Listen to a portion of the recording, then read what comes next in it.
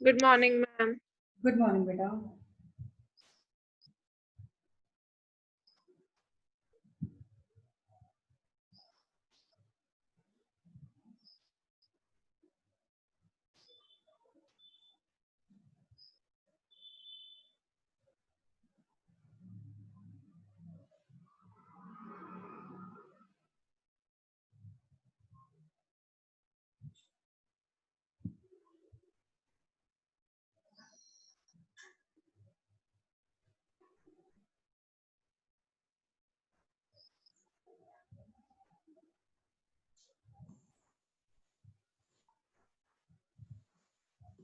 Good morning ma'am.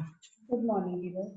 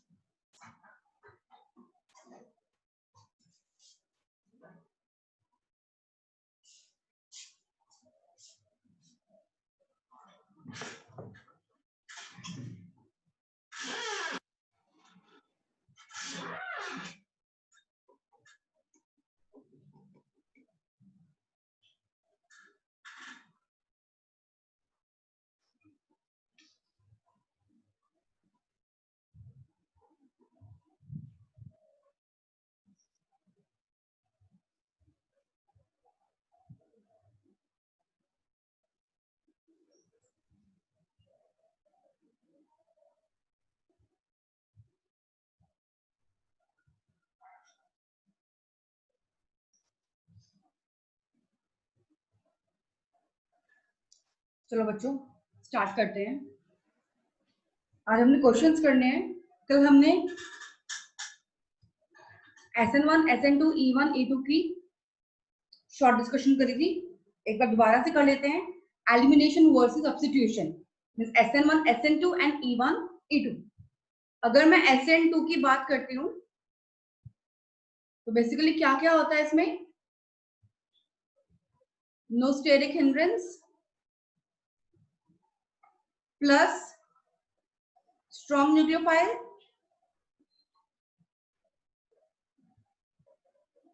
Plus aprotic solvent.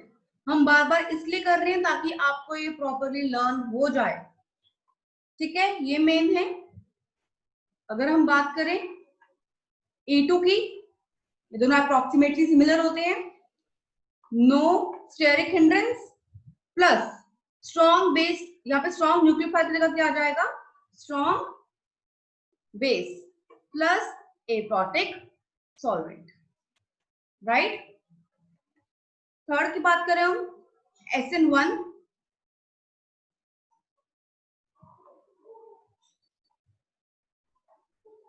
Steric hindrance is okay, मतलब कि है या नहीं है, अच्छी बात है तो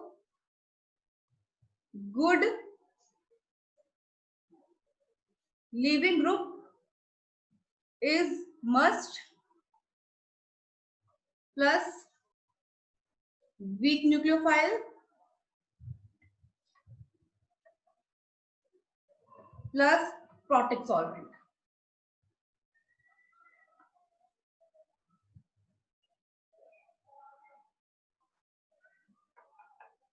And last is E1,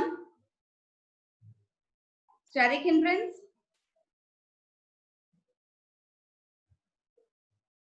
plus good leaving group is must, weak base plus protic solvent.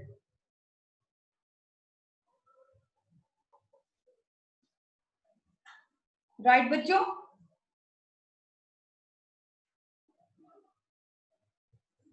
Yes ma'am.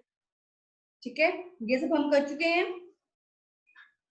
एक लाइन ऐड कर लो और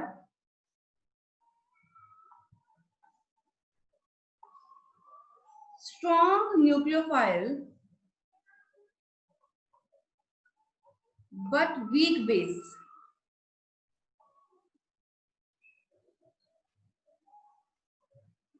like NaCl, NaBr, KCN and so on will favor SN2 over E2. Will be weak nucleophile but strong base like phosphazine TVUP4 and diisopropyl ethylamine will favor E1 over SN1.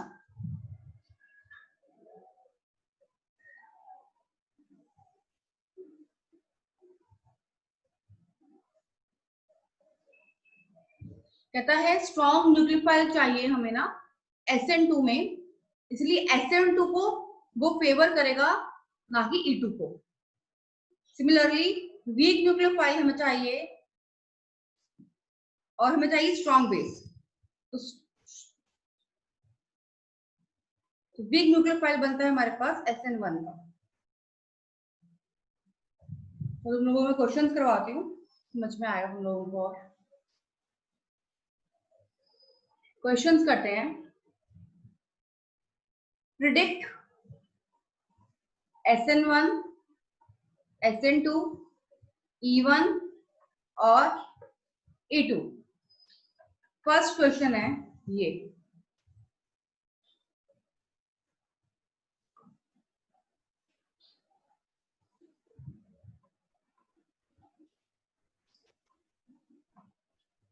हाँ जी, आपने बताना है कि ये SN1 है, SN2 है, E1 है या E2 है, बताओ।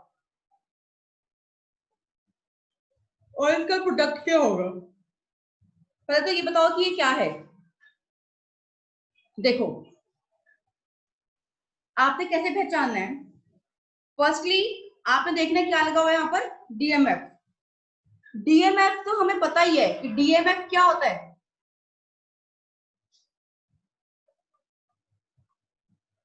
या आपको पता होना चाहिए DMF क्या है, एक एप्रोटिक सॉल्वेंट। अगर ये एप्रोटिक है इट मींस आंसर E2 होगा या फिर SN2 होगा, राइट? बोलो, समझ में आया इतना? Yes ma'am. ठीक है, अगर ये स्ट्रॉन्ग बेस निकला तो ये E2 हुआ, अगर ये स्ट्रॉन्ग न्यूक्लियोफाइल निकला तो ये SN2 हुआ, है ना? चलो स्टार्ट करते हैं इससे। जैसे कि ये मेरे पास CH3O नेगेटिव, Na पॉजिटिव। आपको याद है कल मैंने इतने सारे एग्जांपल्स लिखवाए थे, strong base, strong nucleophile, weak base, weak nucleophile, right? कल हमने बहुत सारे एग्जांपल्स किए थे लास्ट में, तो वो इसीलिए किए थे। अब उसमें हमने ये भी किया था CH3O नेगेटिव। अभी क्या है, this is a strong nucleophile भी है और ये स्ट्रॉन्ग बेस भी है, ये दोनों ही है, स्ट्रॉन्ग न्यूक्लियोफाइल भी और स्ट्रॉन्ग बेस भी। तो इट मींस इस क्वेश्चन का जो आंसर है वो E2 भी है और SN2 भी है, दोनों करेक्ट आंसर है इसके। तो कहता है अगर इसका आंसर पूरा SN2 होता तो इसका प्रोडक्ट क्या बनता? ये BR है, सपोज यहाँ पे H है, हाँ जी। अगर ये SN2 होता तो जो ये CH3O नेगेटिव है ये एक्ट कर रहा है एज अ न्यूक्लियोफाइल। अगर न्यूक्लियोफाइल एक्ट कर रहा है तो ये इस वाले कार्बन पर क्या करेगा? अटैक करेगा। याद है ना, nucleophile always attack carbon and base always attack hydrogen. Okay,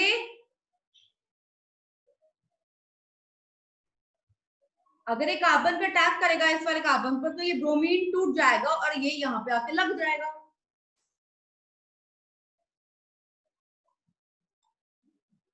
that's it, ये हो गया प्रोडक्ट इसका।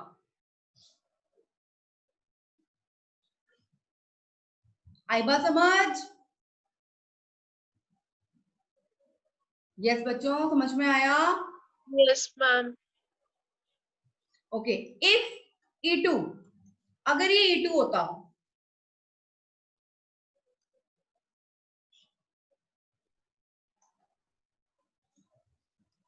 अब CH2 नेगेटिव क्या है? ये एक्ट कर रहा है एज अ बेस, और बेस क्या करेगा? H पे अटैक करेगा, और जब ये H पे अटैक करेगा तो ये कार्बन पे चार्ज पॉजिटिव आ जाएगा। जब ये पॉजिटिव आएगा तो ये बॉन्ड टूट जाएगा, ये वाला। यहाँ याद है E2 पे E1 में क्या होता है कि दोनों निकल जाते हैं और डबल बॉन्ड लग जाता है। हमने पूरा मैकेनिज्म नहीं करना, बस इतना बताना है कि यहाँ पे डबल बॉन्ड लग जाएगा। क्लियर? मैम थोड़ी देर रुको, बताते हैं। क्या हो गया? मुश्किल लग रहा है मैम अभी ये। लगेगा लगेगा, कोई बात नहीं। SN2 का समझ में आया? आंसर कैसे आया?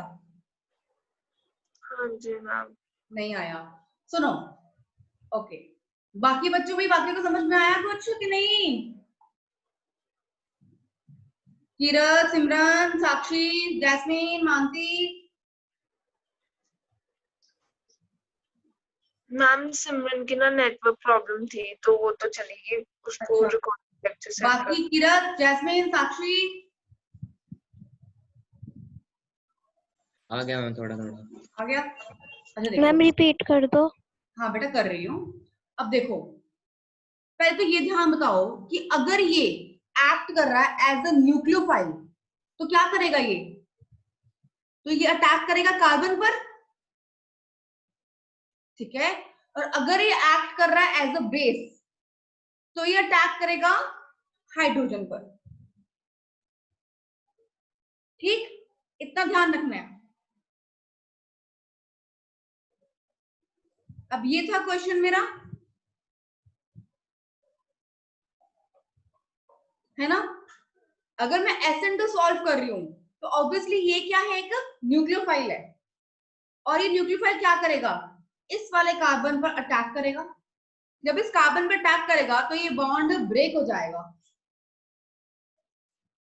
ब्रेक होने के बाद जो ये अटैक कर रहा है ये इसी के साथ लग जाएगा।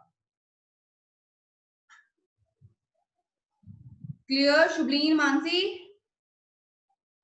Yes ma'am. Yes ma'am. अगर ये E2 रिएक्शन है तो क्या होगा?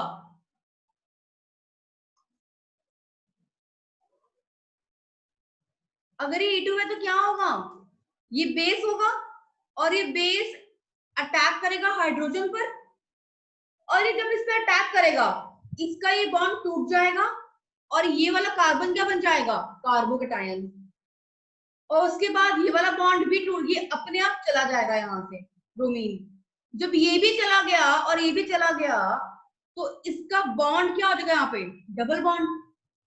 E1 E2 में होता क्या है ये ध्यान रखो। E1 E2 में क्या होता है? हेलोजन और हाइड्रोजन जाने के बाद वहां पर डबल बॉन्ड आ जाता है। राइट बच्चों?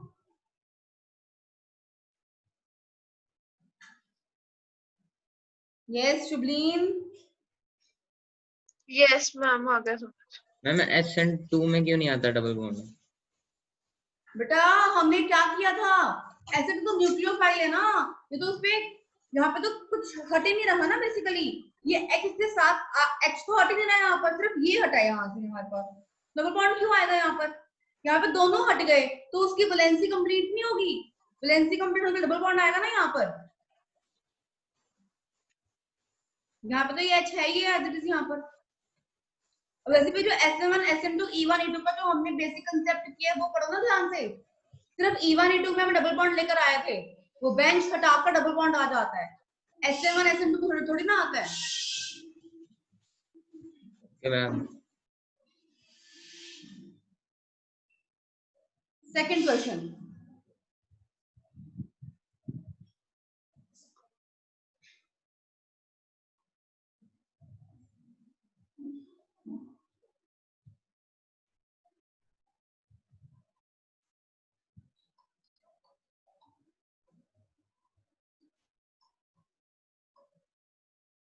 हाँ जी बताओ क्या है ये?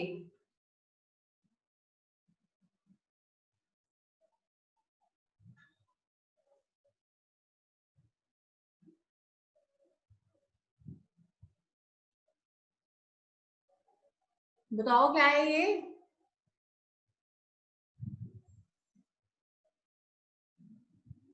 E2 है मैम, बिल्कुल सही। कैसे किरत?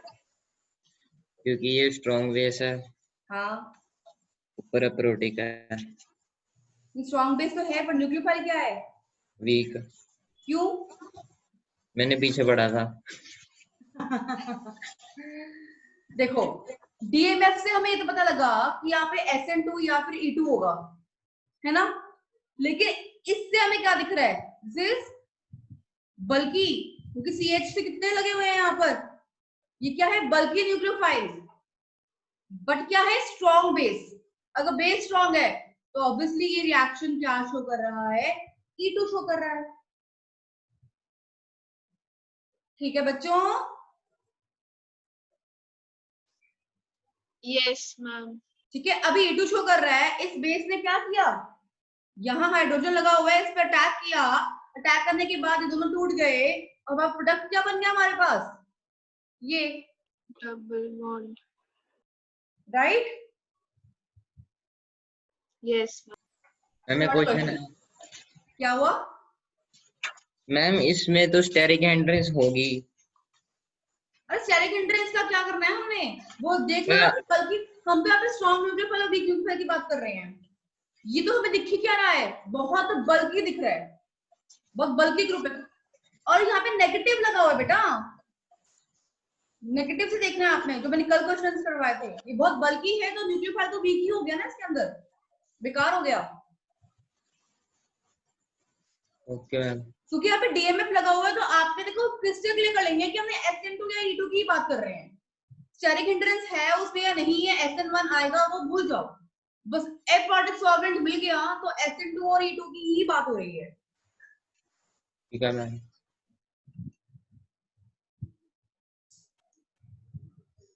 डाई आइसोप्रोपाइल इथाइलमाइन, याद हो इसका भी स्ट्रक्चर भी बनवाया हुआ है,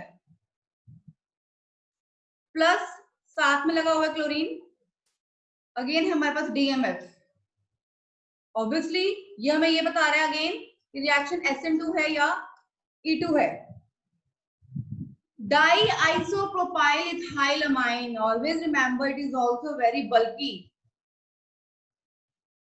बहुत बल्कि न्यूक्लियोफाइल है, तो स्ट्रॉन्ग बेस भी है ये, it means reaction is E2। तो E2 के अंदर इसका आंसर क्या आएगा?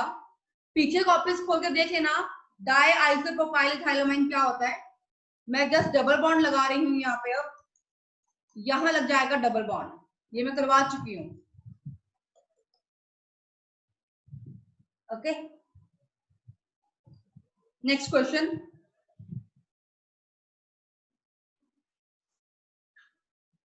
इरेज कर दूं? Wait ma'am, noting down. Okay okay,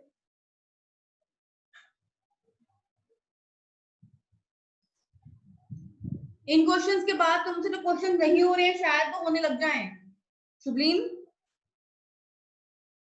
आपसे कुछ क्वेश्चन नहीं हो रहे थे, वो ऐसे क्वेश्चन थे ऑलमोस्ट।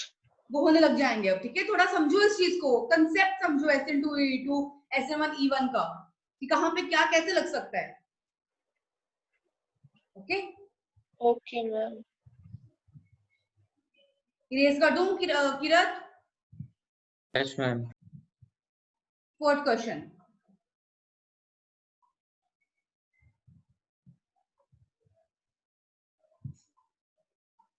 अगेन क्या है ये? NaCN is aprotic solvent. DMF is also. It means ये SN2 या E2 ही होगा obviously, ठीक है। हाँ जी, CN नेगेटिव क्या है ये? This is weak base and strong nucleophile. It means this reaction is SN2 reaction. अगर ये SN2 रिएक्शन है तो क्या होगा? CN नेगेटिव अटैक करेगा इस कार्बन पर और ब्रोमीन हटकर ये यहाँ पर लग जाएगा। सिंपल, बस इतना ही ध्यान देना आप लोगों को, ज्यादा डीप में नहीं जाना। E2 लग रहा है तो वहां पे डबल बॉन्ड लग गया, और अगर SN2 लग रहा है तो जो यहाँ पर है, जो अटैक कर रहा है, वही इसको हटाकर वही लग गया यहाँ पर, बात खत्म है।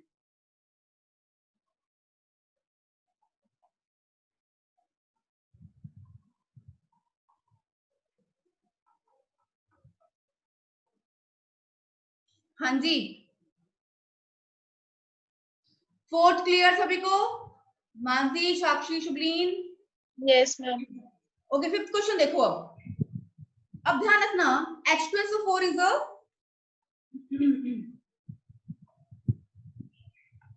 प्रोटिक सॉल्वेंट, तो ऑब्वियसली आंसर क्या होगा? SN1 या फिर E1। अब मैं आपको कुछ बताने जा रही हूँ, वो लिखो ध्यान से। SN1 हमेशा क्या होता है? लोअर टेम्परेचर पर, और E1 हमेशा क्या होता है? हाई टेम्परेचर पर। अगर हमें यहाँ पे हीट का साइन दिया हुआ है, मतलब कि टेम्परेचर हाई है। अगर यहाँ पे हीट का साइन नहीं दिया हुआ क्वेश्चन में, मतलब टेम्परेचर लो है। अब यहाँ पे हीट का साइन दिया हुआ है, it means this reaction is E1। इतना क्लियर? Yes ma'am. इसका प्रोडक्ट क्या बनेगा? अब E1 है तो डबल बॉन्ड आएगा ना। अब डबल बॉन्ड कहां पर आएगा? ये OH रिमूव होगा, ये वाला बॉन्ड टूट जाएगा और यहाँ डबल बॉन्ड आ जाएगा।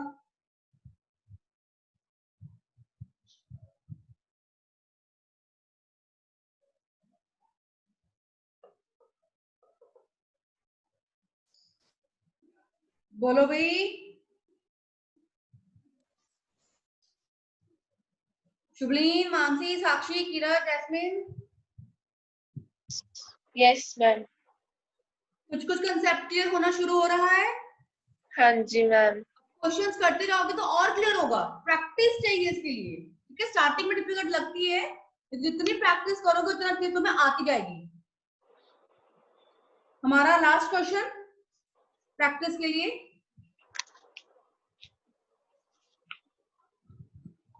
देखो बताओ इसको। देखो CH3O नेगेटिव, तो वो तो था हमारे पास एप्रोटिक, मतलब strong nucleophile.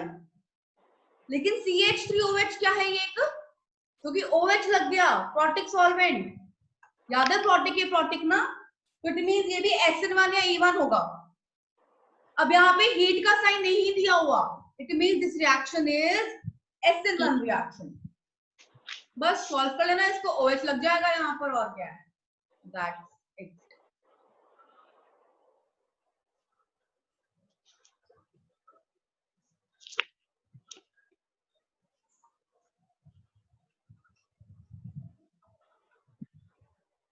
Done ma'am. Clear all questions? Yes Yes, ma'am. हमारा लास्ट टॉपिक हेलोएल्केन्स का, रिएक्शन विद मेटल्स। याद है रिएक्शन के टाइप्स कर रहे हैं हम। पहले हमने न्यूक्लियोफिलिक सब्स्टिट्यूशन रिएक्शन करी जिसमें SN1 SN2 किया। सेकेंड टाइप की हमारे पास elimination reaction E1 E2, and third है हमारे पास रिएक्शन विद मेटल्स। बस इसके 2-3 पॉइंट्स हैं, सिर्फ पॉइंट्स लिखो और यहाँ पे हेलो एल्केन्स खत्म हो जाएगा। सो write down first point.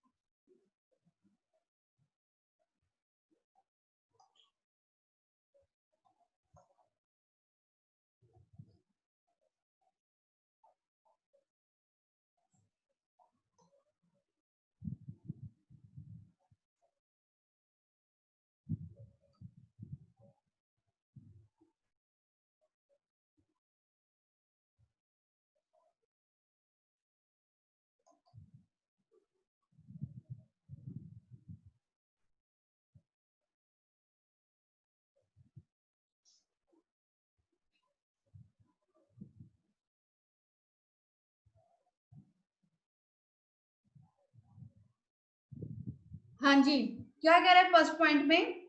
Most organic chlorides, bromides, iodides, जब ये सारे रिएक्ट करते हैं मेटल्स के साथ, जो कंपाउंड्स देते हैं, मतलब कि कार्बन मेटल बॉन्ड बनाते हैं, उन्हें हम क्या बोलते हैं? Organometallic compound. आई बात समझ में? जब ये क्लोरीन, ब्रोमीन, आयोडीन लग जाता है किसी मेटल के साथ, तो वो कार्बन मेटल बॉन्ड बनाते हैं, जिन्हें हम कहते हैं organometallic compound. Example RMGX। R है कार्बन, कोई अल्काइल ग्रुप, मेटल लग गया एंड साथ में X क्लोराइड, ब्रोमाइड या आयोडाइड लग गया, तो ये क्या बनाएगा? एक organometallic compound. It referred as, इसे हम ग्रिग्नार्ड रिएजेंट भी कहते हैं। And this is very important, हर चैप्टर में ऑर्गेनिक के पढ़ोगे आप ग्रिग्नार्ड रिएजेंट। तो Grignard reagent in 1900 by Victor Grignard, उसने निकाला था। जैसे कि देखो यहां पर एग्जांपल CH3CH2Br, ये क्या है? R, ये क्या लग गया? X, तो RX plus Mg in the presence of always dry ether क्या बन जाएगा? RMgX. This is Grignard reagent.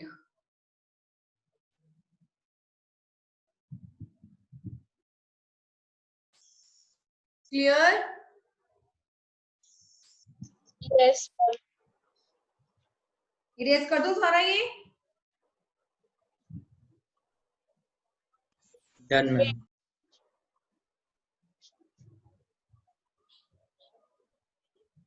Done, ma'am. Second point, जो ये कार्बन और मैग्नीशियम का बॉन्ड बना है RMgX,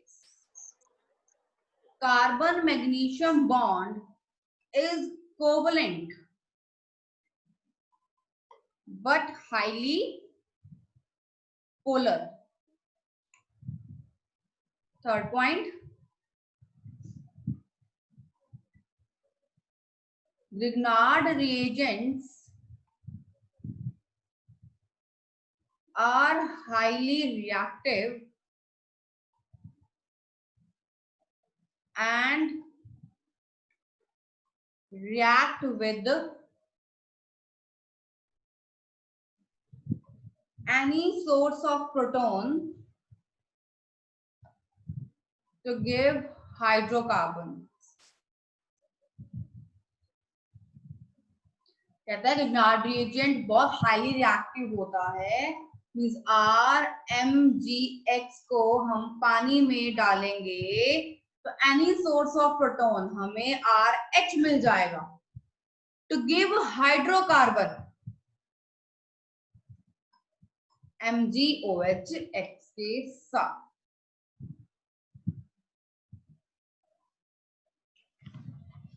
ये थे हमारे रिएक्शन विद मेटल्स। यहां पे आपका हेलो एल्केन्स होता है खत्म।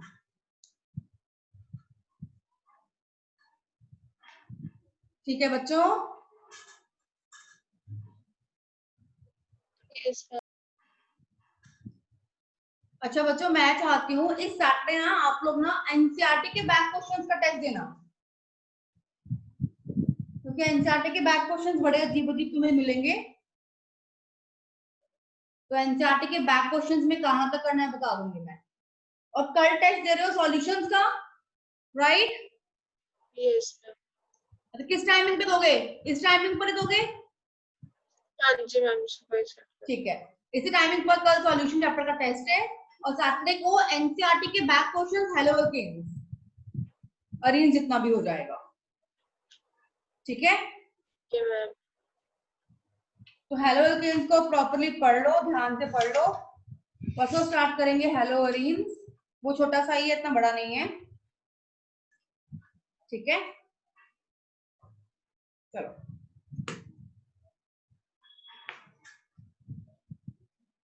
भाग गए सारे के सारे फटाफट।